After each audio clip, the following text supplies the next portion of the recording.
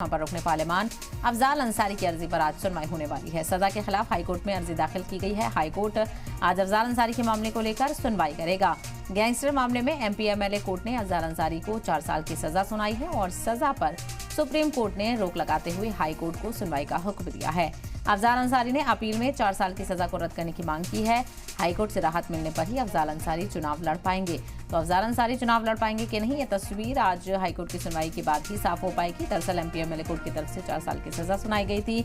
Supreme court का रुख किया गया और सुप्रीम कोर्ट ने इस पर रोक लगाते हुए हाई कोर्ट में अर्जी दाखिल करने को कहा था। तो अर्जी दाखिल की गई हाई कोर्ट में सजा के खिलाफ और आज इसी मामले को लेकर हाई कोर्ट में समाअत होने वाली है। तो इस समाअत पर नजर बनी रहेगी क्योंकि इसी के बाद तस्वीर साफ हो पाएगी कि क्या high court MP MLA court के फैसले को बरकरार रखता है या फिर सुप्रीम कोर्ट की तरह रोक लगा देता है। तो फिलहाल उसी के बाद तस्वीर साफ हो पाएगी कि अफजाल अंसारी लोकसभा चुनाव लड़ पाएंगे या नहीं।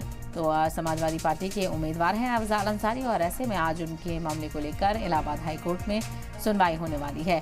तो हाईकोर्ट ने गाजीपुर के एमपी अफजाल अंसारी की गैंगस्टर एक्ट के तहत उन्हें 4 साल की सजा सुनाई थी, जिसको लेकर अर्जी दाखिल की गई है। और ऐसे में देखना बेहद अहम होगा कि इस सुनवाई के दौरान क्या कुछ नतीजा निकलकर सामने आता है।